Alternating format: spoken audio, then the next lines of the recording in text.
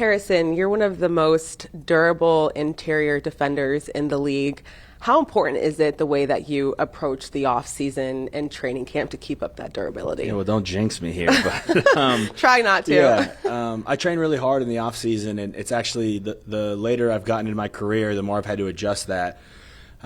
Because their body does need more time to heal and recover, and the more snaps you take. So it's been a super detailed plan of mine, and any organization I've been a part of, I seek out our strength and conditioning staff, our athletic training staff, the entire performance team, and say let's build the plan that's perfect for me, and I'll have complete ownership over the plan that we come together and create. And so that case, if there's something that comes up in that plan, that your hand was in this as well. We're working together on this.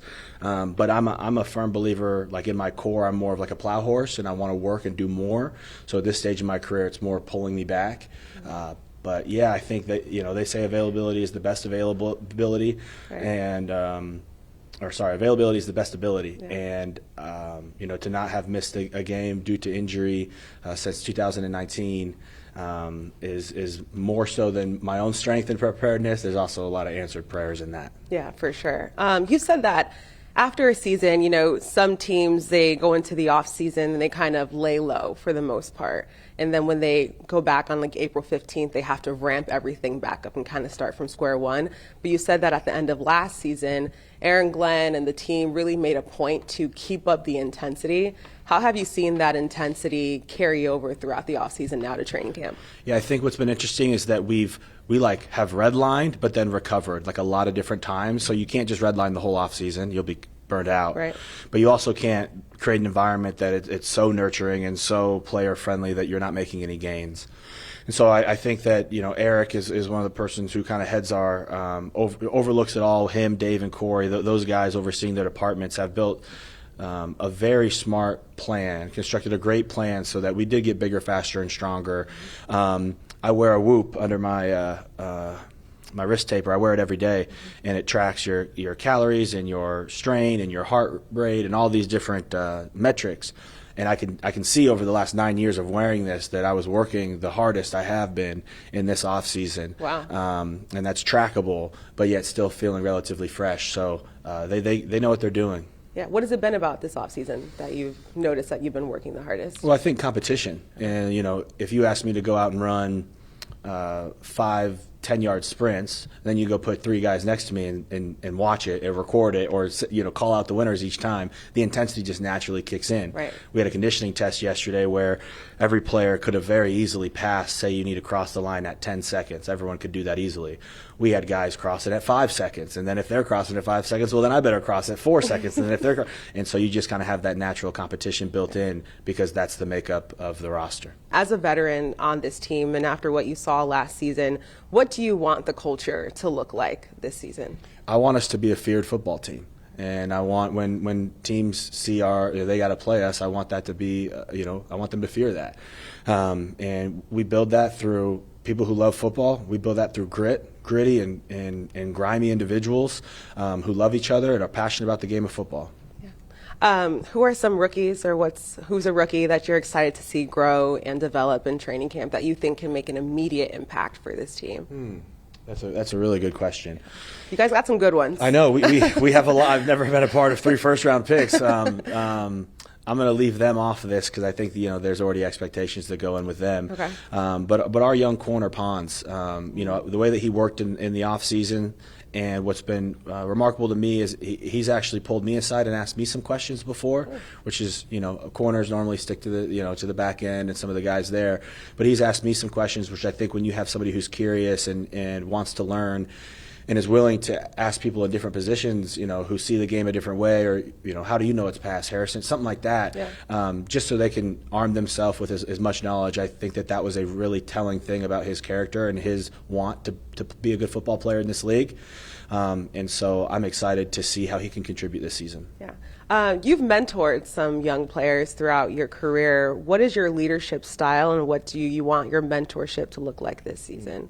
Yeah, I think it's a really strong balance between firm and loving. I love my teamites. I do. I endear myself to my teammates. I'm kind of a people person, and I want a people pleaser a little bit, and so like I want people to like me, and maybe that's not a good quality, but it is, and it's genuine though, and I have a heart after the Lord, and so like I want to love my neighbors as myself, and treat others how I'd want to be treated.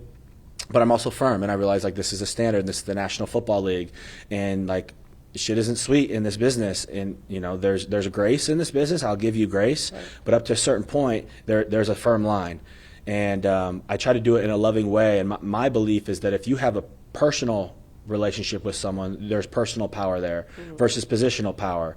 Your starting quarterback has positional power, no matter who he is, if he's a good guy, a bad guy, a good leader. He's a leader because of his position. You're starting middle linebacker.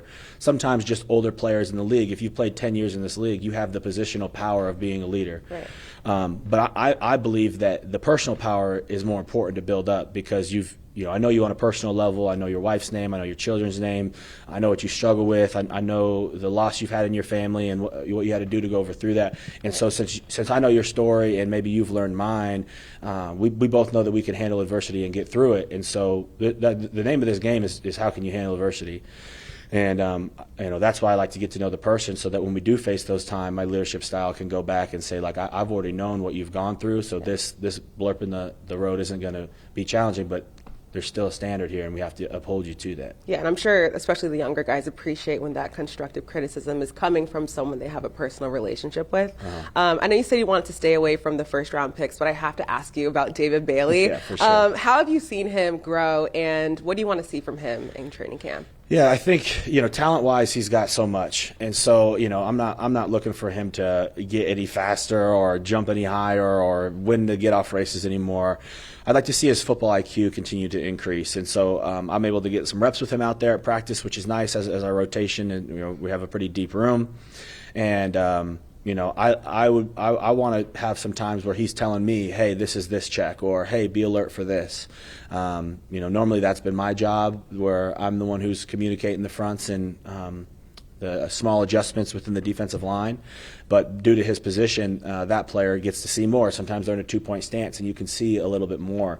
And so I would really love to see his football IQ grow, where he starts to learn more about how offenses attack defenses in the NFL, and learn more about, okay, hey, this is my job, but how can I do my job to help out the problem? Every defense has a tough down. Somebody's got the tough down. Yeah. I hope he can learn enough to say, hey, this is the player that's going to have the tough down. How can I do my job so well that it helps that player? Because I'm a firm believer that the best players in the world make their teammates around them better. And I've high expectations for him because of his talent. That if he wants to be like a household name in this league, I think that's something that he'll do. Yeah, for sure. Lastly, for you, when people watch the Jets defense this year, what is one thing that you hope they notice that's different from last year? Man, we have so many areas that we're trying to grow from last year's defense to this year. There's a ton of buzzwords that are cycling through my head, but I would say, disciplined and violent would be two of the words that I hope would be seen on our tape as the season goes on. All right, Harrison, thank you so much. Yeah, no problem. Thanks.